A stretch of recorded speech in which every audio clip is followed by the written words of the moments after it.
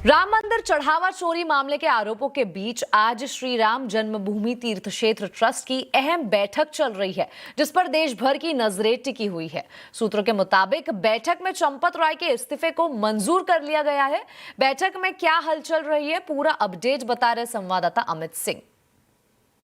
3:15 बजे ट्रस्ट की बैठक शुरू हुई और अभी 5 बज रहे हैं। अभी भी ट्रस्ट की बैठक चल रही है। यहाँ पर मैं अगर तस्वीर दिखाऊं तो 11 नंबर गेट जिससे एंट्री किए थे ट्रस्ट के सभी पदाधिकारी, वो गेट अभी भी बंद है। यहाँ पर देखिए आप तस्वीरों में, और जितने भी ट्रस्ट के जो अधिकारी हैं, यानी जो साधु संत जो फिजिकली आज प्रेजेंट हैं, चाहे वो नित्य गोपाल दास जो कि ट्रस्ट के अध्यक्ष हैं, कमल नयन दास जो कि नित्य गोपाल दास के उत्तराधिकारी हैं, और इसके अलावा जो भी साधु संत हैं वो अंदर अभी भी मौजूद है। सबसे पहले जो चर्चा हुई है आज ट्रस्ट की बैठक में वो ये हुई है कि जिस तरीके से विपक्ष लगातार ट्रस्ट के को लेकर बीजेपी पर हमलावर है, और ट्रस्ट में जिस तरीके से चोरी का मामला निकलकर सामने आया, चंदा चोरी का मामला, उसको लेकर जो हमलावर है और जो 8 गिरफ्तारियां हुई हैं उसको लेकर है। उसके बाद जो चर्चाएं हुई हैं वो अनिल मिश्रा और चंपत राय के रेजिग्नेशन पर हुई हैं, और जाहिर तौर पे और जो ट्रस्ट के मेंबर थे उनका में चंपत राय के रेजिग्नेशन को लेकर विरोधाभास था। और जिस तरीके से चंपत राय ने शुरुआती दौर में ऑफ कैमरा ये कहा था और एसआईटी को अपने बयान में दर्ज कराया था कि उनके साथ विश्वासघात हुआ है, तो विश्वासघात शब्द पर चर्चा हुई है। और जो हमारे सोर्सेज बता रहे हैं कि चंपत राय को और अनिल मिश्रा को उनका पक्ष रखने के लिए मौका दिया जाएगा ट्रस्ट की तरफ से। तो बैठक अभी भी लगातार जारी है। इसके अलावा अगर हम बात करें तो गोविंद देवगिरी जो कि कोषाध्यक्ष हैं, वो जिस तरीके से ऑडिट हो रही है, जिस तरीके से काउंटिंग होती है, उसको लेकर अपनी बात रख रहे हैं। और कृष्ण गोपाल जिन्होंने इस पूरे मामले में, चंदा चोरी मामले में एफआईआर दर्ज कराई थी राम जन्मभूमि थाने में जाकर, आखिर क्यों दर्ज करानी पड़ी, एसआईटी रिपोर्ट में ऐसा क्या कुछ आया था, उसको लेकर भी अंदर चर्चाएं अभी जारी है।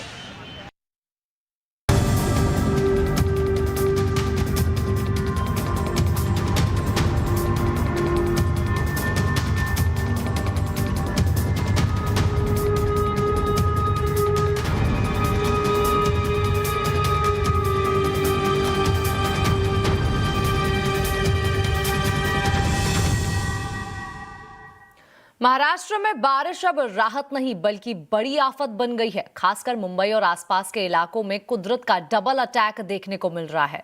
2 दिन से लगातार हो रही तेज बारिश से मुंबई पानी पानी हो गई है। जगह जगह जलभराव देखने को मिल रहा है। सड़कों पर लंबा ट्रैफिक जाम भी दिख रहा है। एक तरफ मूसलाधार बारिश ने जनजीवन अस्त व्यस्त कर दिया है, वहीं दूसरी तरफ लैंडस्लाइड ने सड़क और रेल दोनों की रफ्तार पर ब्रेक लगा दिया है।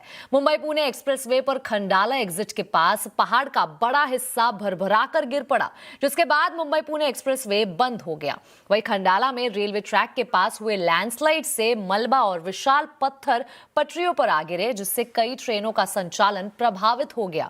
पुणे में भी हालात चिंताजनक है। उधर पालघर में बारिश ने रेलवे ट्रैक को पानी में डुबो दिया है, और नालासोपारा में भी सड़कों पर इतना पानी भर गया है कि सड़क और नदी में फर्क करना मुश्किल हो गया है। भारी बारिश और तेज हवाओं की वजह से जगह जगह पेड़ भी गिर गए हैं। भारी बारिश से मुंबई पुणे एक्सप्रेसवे पर लैंडस्लाइड हो गया है, जिसकी वजह से एक्सप्रेसवे पूरी तरह से बंद कर दिया गया है। जानकारी के मुताबिक एक्सप्रेसवे पर लैंडस्लाइड पुणे से मुंबई जाने वाली लेन पर खंडाला एग्जिट के पास हुआ। वहां पहाड़ का एक बड़ा हिस्सा ढह गया, जिससे मुंबई जाने वाली लेन पूरी तरह से बंद हो गई है। इसके चलते एक्सप्रेसवे पर जाम लग गया है। मुंबई की तरफ आने वाली गाड़ियों और ट्रकों की लंबी कतार लग गई है। हालांकि प्रशासन पूरी तरह से रास्ता खोलने में जुटा है और लोगों से अपील की गई है कि वो मुंबई पुणे एक्सप्रेसवे की तरफ जाने वाले रास्ते का इस्तेमाल ना करें। मुंबई पुणे एक्सप्रेसवे बंद होने के साथ ही भारी बारिश की वजह से पानी पानी भी हो गया है, जिसने लोगों की मुश्किलें और बढ़ा दी है। सड़क पर इतना पानी भर गया है कि पूरा एक्सप्रेसवे किसी नदी या कहे किसी तालाब जैसा नजर आने लगा है। वहीं दूसरी तरफ खंडाला में रेलवे ट्रैक के पास लैंडस्लाइड होने से मलबा और बड़े बड़े पत्थर सीधा ट्रैक पर आ गए हैं, जिसकी वजह से ट्रेन सेवा पर असर पड़ा है।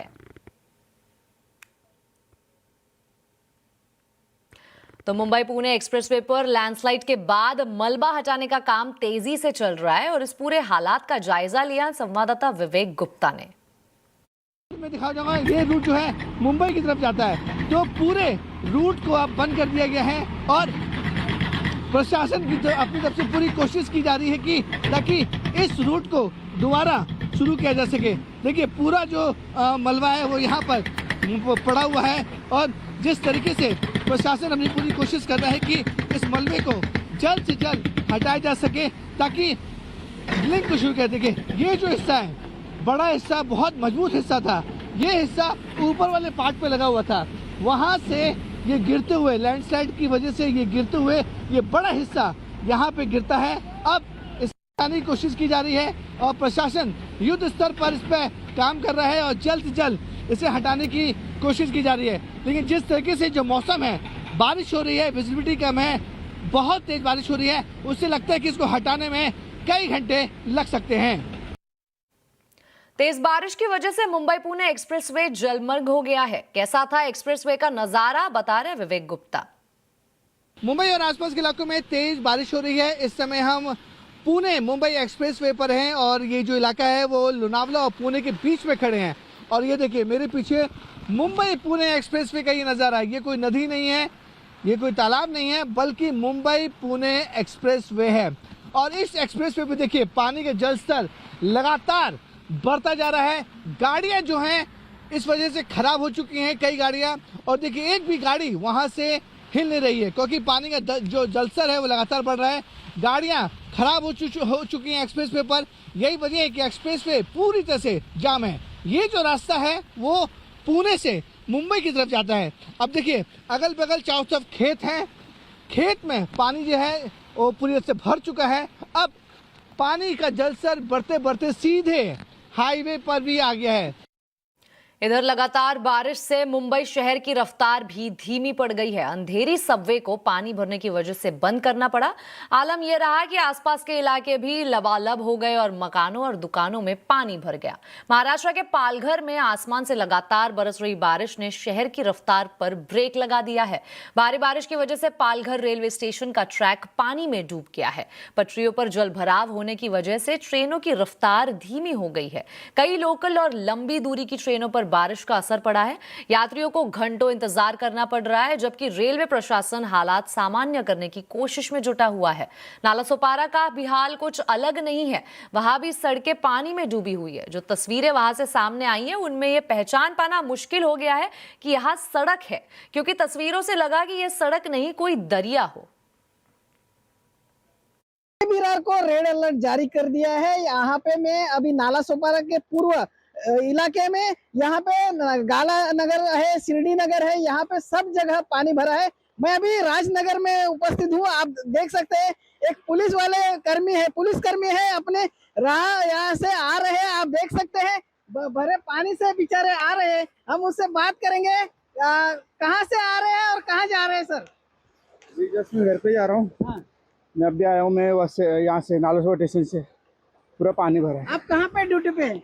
मैं बैंड्रा में हूँ। बैंड्रा से आ रहे हैं। Yes. कितना बारिश जो है वहाँ कितना पानी भरा है? बहुत पानी भरा है। मौसम कैसे आए? मैं अभी ये ट्रेन से आया, हाँ। तो वहाँ से वॉकिंग करके आया हूँ। कहाँ जाने वाले अभी? अभी घर पे जा रहा हूँ। कहाँ पे? ये लोटस की तलाव के पास। आप देख सकते हैं एक पुलिसकर्मी बैंड्रा से अपनी ड्यूटी निभा के आ रहे हैं और कितनी उनको तकलीफ हो गई है, क्योंकि उनको बोलने को भी अभी नहीं हो रहा है।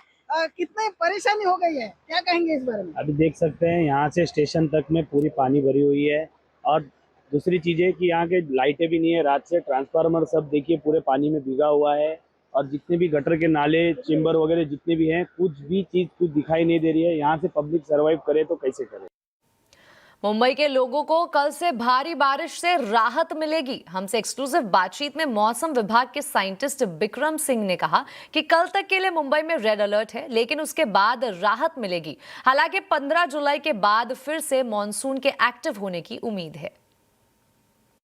मुंबई में मैं कहूंगा कि कल से जो बारिश में उसमें तो राहत मिलेगी थोड़ा। आप ये कह सकते हैं हल्की मध्यम तक या एका दुक्का जगहों में जो हैवी रेन है वो मिल सकती है, इतना तक तो रहेगा कल परसों में भी। लेकिन जो स्ट्रॉन्ग विंड्स आज भी है और कल तक भी वो रहेगी, तो उसकी वजह से भी देख रहे हैं कहीं ना कहीं जो ट्रीज है वो अपरूट हो रहे हैं, उसकी वजह से कहीं दिक्कत हो जा रही है, कोई लोग चपेट में भी आ रहे हैं। तो उस लिहाज से स्ट्रॉन्ग विंड की लिहाज से तो कल भी थोड़ा आपको सतर्क रहना पड़ेगा मुंबई में। बाकी रेनफॉल एक्टिविटी कल से कम हो जाएगी, लेकिन हाँ आज जो है आज 24 आवर्स के लिए, कल मॉर्निंग तक के लिए अगर देखेंगे तो हमने रेड अलर्ट वो रखा है मुंबई के लिए। 7 तारीख के बाद देखें, 7 के बाद देखेंगे तो जो कोंकण एंड गोवा रीजन उसमें तो बारिश ठीक ठाक मिलती रहेगी, लेकिन जो इंटीरियर पार्ट्स उसमें थोड़ा कमी आएगी, ये बात है। आप कह सकते हैं कि स्कैटर्ड एक्टिविटी रहेगी, लाइट मॉडरेट तक की ही रहेगी।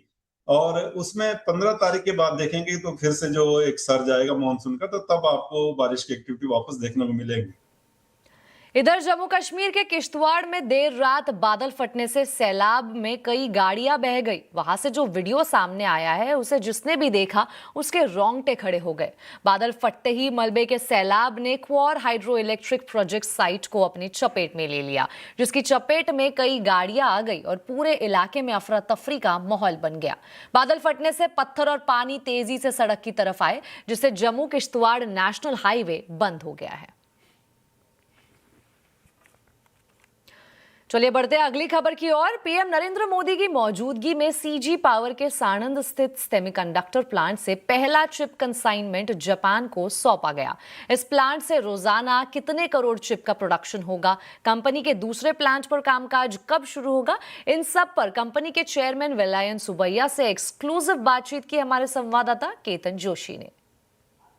सीजी पावर के चेयरमैन इस वक्त हमारे साथ है। सर, सबसे पहले बधाई सीएनबीसी आवाज की ओर से कि आपने मेक इन इंडिया चिप को मार्केट में इंट्रोड्यूस किया और जापान के जो पहले बायर थे पहला कंसाइनमेंट भी लॉन्च किया। सर, सबसे पहले ये जानना चाहेंगे कि इस फैसिलिटी से हमारा टारगेट कितना है, जो प्रधानमंत्री ने कहा उस हिसाब से कितनी करोड़ चिप्स है वो यहाँ पर हमारे बनाने का लक्ष्य है? ये पहले हम G1 बना रहे हैं, शुक्रिया। G1 का फैसिलिटी शुरुआत हुआ है, अब G2 भी सानंद में बन रहा है। ये इधर से 2 किलोमीटर ही दूर है और G2 फैसिलिटी में हमारा कैपेसिटी 15 मिलियन चिप्स एक दिन में बन सकते हैं और इधर तो 1 मिलियन बन सकता है। सो दोनों ऐड करके कैपेसिटी बहुत बढ़ जाएगा। वो दूसरा प्लांट अगले साल तैयार हो जाएगा, अक्टूबर 27 में हमारा क्वालिफिकेशन शुरू हो जाएंगे और उससे बाद प्रोडक्शन शुरू हो जाएगा। सर, खासकर किस किस देश को पहले हम ये चिप है वो सप्लाई करेंगे और अभी तक कितने हमने ग्लोबल पार्टनर्स को जोड़ा है, हमारे बायर्स को जोड़ा है? हमारा पहला कस्टमर है रेनेसास, जो अभी हम शिप इधर से शिप करने शुरू कर चुके हैं हम रेनेसास को, और रेनेसास हमारा जापानीज कस्टमर है और उनका चिप्स उधर जापान जाएगा, फिर अमेरिका भी जाएगा, दोनों कॉन्टिनेंट में जाएंगे। सर, खासकर हमारी ग्रोथ मतलब कि रेवेन्यू बुक पर कितना पॉजिटिव इम्पैक्ट होगा? अगर हम अगले 3 साल की बात करें तो जो हमारी टॉप लाइन है इससे कितनी इम्प्रूव होगी? 3 साल का प्रेडिक्शन अभी नहीं देना चाहता हूँ, लेकिन हमारा यही एफर्ट है, हमारे यही काम है कि कैसे बढ़ सकते हैं। एक साल देख के जाएंगे। अब एक नजर आज के बाजार के हाल पर। कारोबारी हफ्ते के पहले दिन बाजार में शानदार तेजी रही। लगातार चौथे दिन सेंसेक्स निफ्टी बढ़त के साथ बंद हुए। मिड कैप और स्मॉल कैप शेयरों में भी अच्छी खरीदारी रही। तो बाजार का ओवरऑल आउटलुक कैसा रहा है, जानते हैं रक्षा रावत से। कारोबारी हफ्ते का पहला दिन था और बाजार में अच्छी खासी तेजी देखने को मिली और लगातार चौथे दिन भारतीय बाजार हरे निशान में बंद हुए। आज की तेजी की अगर बात करें तो यहाँ पर निफ्टी में 150 अंकों से ज़्यादा की तेजी के साथ क्लोजिंग हुई है, लेकिन आज लीड किया बैंक निफ्टी ने, यहाँ पर 350 अंकों से ज़्यादा के मूव्स देखे गए। लेकिन मिड कैप और स्मॉल कैप यहाँ पर भी अच्छा परफॉर्मेंस देखने को मिला, इन्होंने भी बाजार को काफ़ी अच्छे ढंग से सपोर्ट किया। अगर आज के सेक्टोरियल पिक्चर की बात करें तो यहाँ पर रियलिटी में काफ़ी अच्छे मूव्स देखने को मिले। इसके अलावा metal, pharma, oil and gas, auto, defence, capital goods, energy, ये सारे सेगमेंट थे जहां पर काफ़ी अच्छे गेन्स देखने को मिले। लेकिन आज आईटी में हल्की गिरावट देखने को मिली। इसके अलावा पीएसयू बैंक इंडेक्स में भी हमको गिरावट देखने को मिली। कैपिटल मार्केट में भी करीब 1% के डाउन साइड देखने को मिले। लेकिन आज निफ्टी की कंट्रीब्यूटर्स की बात करें तो यहाँ पर काफ़ी अच्छे बिजनेस अपडेट आई HDFC बैंक्स के, और यहाँ पर रिवॉर्ड किया मार्केट ने और 3.5% से ज़्यादा के मूव्स हमें देखने को मिले। इसके अलावा बजाज ऑटो, हिंडाल्को और ONGC जैसे काउंटर थे जिन्होंने मार्केट को सपोर्ट किया। लेकिन आज डिसअपॉइंटमेंट कहां से आई? TCS, मैक्स हेल्थ केयर, कोल इंडिया, ये सारे काउंटर्स थे। इसके अलावा कोटक महिंद्रा बैंक, इसके जो Q1 अपडेट्स थे मार्केट को पसंद नहीं आए और यहाँ पर भी गिरावट देखने को मिली, लेकिन आज प्राइवेट बैंकों में काफ़ी अच्छी खरीदारी देखने को मिली। City Union bank, IndusInd bank, HDFC और जो बंधन बैंक था, यहाँ पर काफ़ी अच्छे मूव्स देखने को मिले और यहाँ से मार्केट को सपोर्ट मिला। लेकिन एक और थीम थी जो आज चल रही थी, वो है पावर शेयर। यहाँ पर काफ़ी अच्छी रिकवरी देखने को मिली और कुछ काउंटर्स है जैसे हिताची, सीमेंस और जी पावर, जहाँ पर काफ़ी अच्छे मूव्स देखने को मिले। तो ये था आज के बाजार का पूरा मूड और माहौल। वैलेंटिस एडवाइजर्स के फाउंडर और MD ज्योतिवर्धन जयपुरिया ने बाजार पर चर्चा करते हुए कहा कि बैंकिंग सेक्टर के वैल्यूएशन महंगे नहीं है, साथ ही 5 साल के नजरिए से डिफेंस सेक्टर बेहतर नजर आ रहा है। जी, हम लोग को तो ये सेक्टर अच्छा लग रहा है। इसमें 2-3 चीज है। एक तो जो निम्स थे वो सिक्लिकली पिछले साल में थोड़े कम हुए थे, क्योंकि जब भी ब्याज घटता है तो है ना, लोन के ब्याज घट जाते हैं, डिपॉजिट के ब्याज घटने में टाइम लगता है। तो वो समय अब आ गया कि इस साल निम्न एक्सपैंड हो जाएंगे। दूसरा, क्रेडिट ग्रोथ जैसे देख रहे हैं अच्छा ही है। और तीसरा, NPL का है ना कोई ज्यादा प्रेशर नहीं है बैंक्स में। बैंक्स है ना महंगे नहीं है। यदि पूरा मार्केट में देखे, हम लोग 10 साल के है ना एवरेज वैल्यूएशन देखते हैं हर एक सेक्टर के, तो उसमें बैंक्स एक सेक्टर है जो 10 साल के एवरेज वैल्यूएशन के नीचे ट्रेड हो रहे हैं। पी बेसिस पे, प्राइस टू बुक बेसिस है, सब बेसिस पे।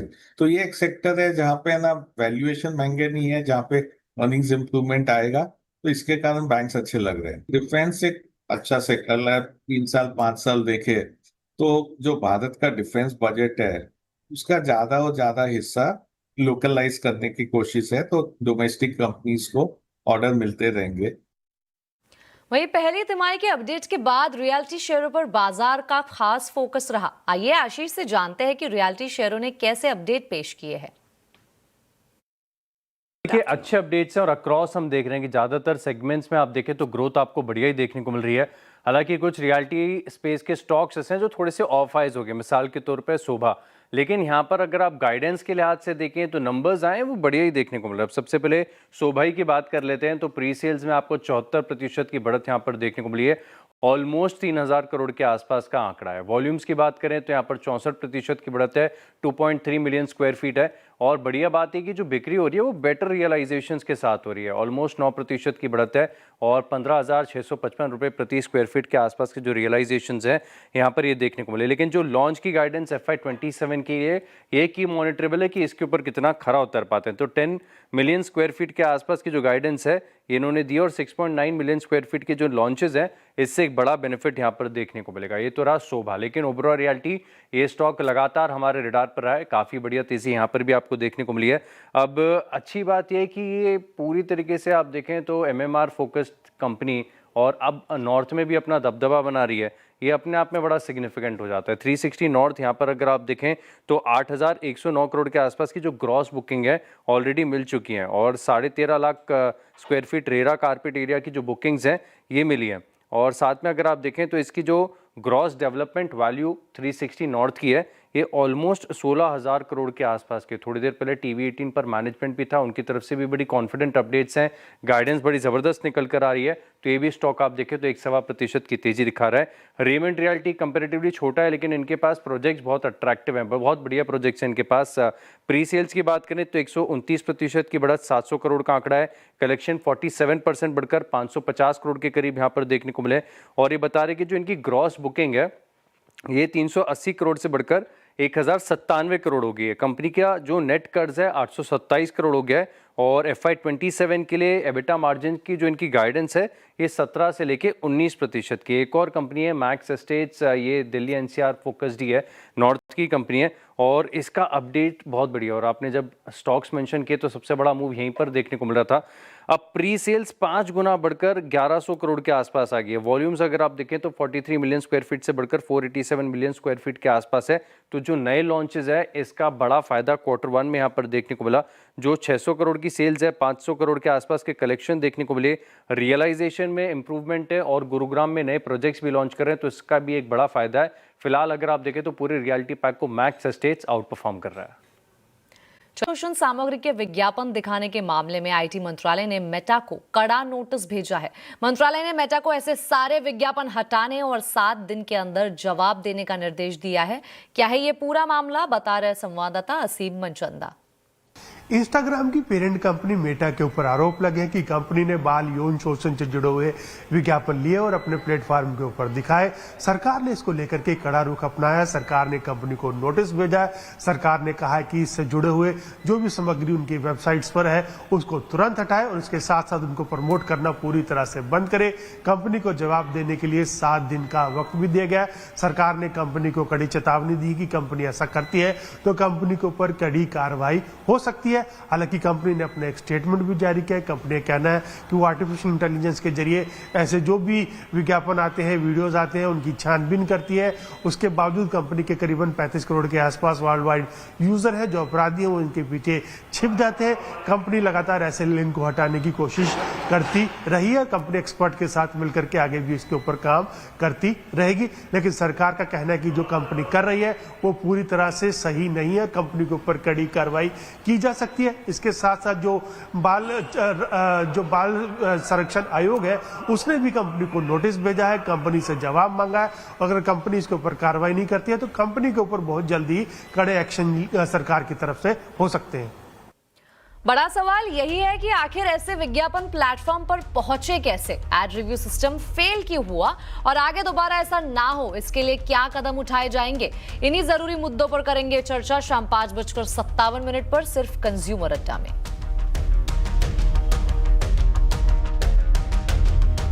और अब खबरें फीफा वर्ल्ड कप से।